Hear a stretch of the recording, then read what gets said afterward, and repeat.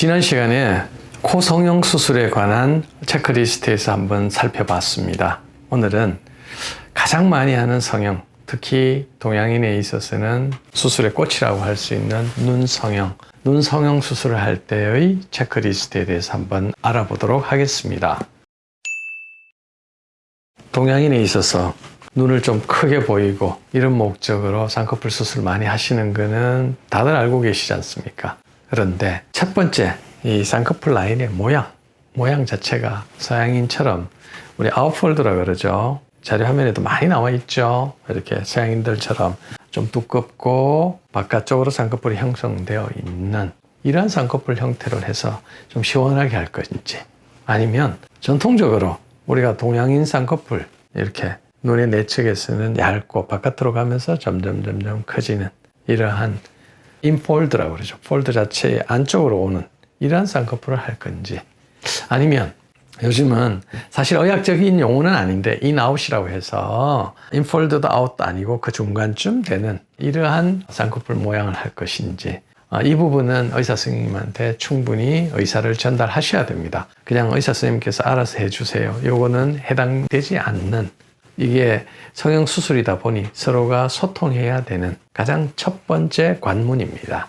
그냥 믿으신다고 하면 의사 선생님한테 모든 걸 맡기지만은 그래도 자기의 신체고 자기의 외모인데 이런 부분은 충분히 상담을 하시기를 강력히 권유드립니다. 자, 두 번째, 눈은 체크리스트가 거의 대부분 모양하고 관련이 되어 있어요. 그러니까 나는 눈이 개슴처리한데 눈을 이렇게 크게 하고 싶다. 쌍꺼풀 수술하다 한다고 해서 눈이 커지지는 않아요. 특히 이제 우리가 버티컬이라고 해서 상하의 눈이 이렇게 커지는 거, 가로폭 말고 세로폭이 커지는 이러한 경우는 피부를 잘라내야 되는 것은 물론이거니와, 또 어떤 경우는 눈을 뜨는 근육을 좀 단축시켜서 눈이 좀 크게 보이는 이런 수술을 눈매 성형이라고 많이 들어보셨을 거예요. 조금 더 심해서 시야를 가리면 안검하수라 그러잖아요. 이렇게 잘 보이지도 않고 시야도 가려서 다치기도 하고, 특히 연세 드신 분들 많죠. 그래서 안검하수, 병적인 상태는 아니지만 조금 정상인데 눈을 더 크게 하고 싶다. 이런 경우에는 이제 눈을 뜨는 근육을 소문을 좀 대는 눈매 성형, 이걸 할 건지 말 건지를 머릿속에 생각을 해 두셔야 되고요. 그리고 가로 앞쪽이 이렇게 답답하다. 앞쪽이 이렇게 눈과 눈 사이가 거리가 멀어서 좀 답답해 보이는 이런 분들 꽤 있죠. 예? 앞트임이라 그러죠. 그리고 이 부분은 좀 호불호가 있는 것 같아요. 어떤 분들은 눈이 커 보이는 효과 때문에 만족하지만 부작용도 많고, 특히 이제 뒤트임 같은 경우에는 조금만 잘못 손을 대도 이게 눈이 뒤집어지는 안검 외반이 많이 생기니까 사실 이것 때문에 저희 병원에 많이 오세요. 그런데 이게 교정하기가 만만치 않으니까 힘들어 하세요. 근데 눈꼬리를 조금 내려서 눈을 커 보이게 한다든지, 바깥쪽 인대, 눈을 지지하는 인대를 손을 대지 않는 범위 내에서 조금 이렇게 가로폭을 뒤트임 기법을 활용한다든지, 이 정도는 오케이인데 무리하게 안검 외반이 올 정도로까지 해서 수술을 한다면 이거는 씻을 수 없는, 돌이킬 수 없는 부작용이 되기 때문에 신중하게 고려를 해야 됩니다. 세로폭을 키우고 가로폭을 키우는 거, 요즘 핸드폰으로 자기 얼굴도 많이 찍는 이런 세상이다 보니 여기에 집착하시는 분들이 많은데, 본인이 어느 정도 이 부분에 대해서 충분히 생각을 하시고 상담을 하셔야 됩니다. 그래서 두 번째 체크리스트는 눈의 크기죠.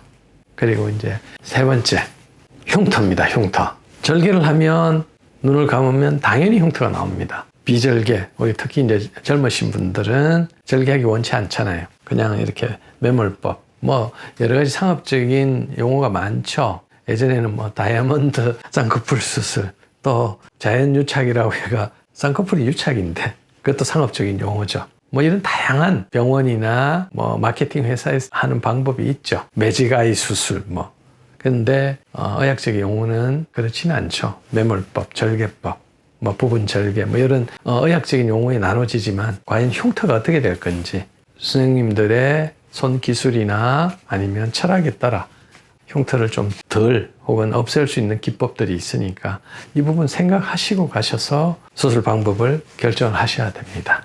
그리고 경과, 쌍꺼풀 수술하고 난 내일 당장 군에 가겠다. 내일 당장 무슨 뭐 패션쇼 무대에 나가겠다 할 수는 있겠죠. 퉁퉁 부어서. 근데 이거는 바람직하지 않는 사회생활이죠.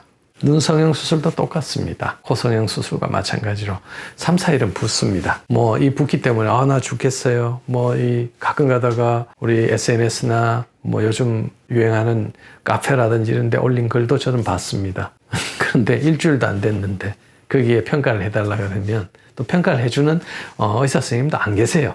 기본적으로 붓기는 최소한 일주일은 지나야 되고 마찬가지 코와 마찬가지로 자연스러워지는 데는 3, 4주는 걸립니다. 그리고 나서 아직까지 갈 길이 더 멀죠. 3개월에서 6개월 정도는 계속 지켜보셔야 됩니다. 물론 코 성형 수술과는 다르게 아무래도 붓기라든지 뭐 크게 수술한 게 없으니까 회복 기간은 빠르겠지만 그래도 일정 기간은 이렇게 본인이 감내하셔야 만족스러운 그런 사회생활을 하실 수가 있는 거죠.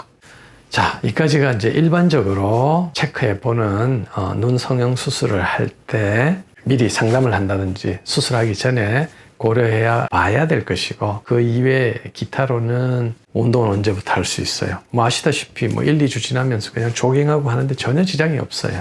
격렬한 운동 아무래도 2, 3개월 지나야 되겠죠. 그리고 뭐 붓기라든지 뭐 이런 거 고려해서 우리 눈 성형 수술을 하시는 게 맞습니다.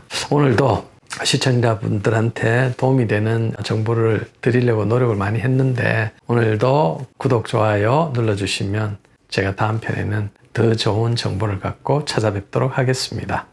감사합니다.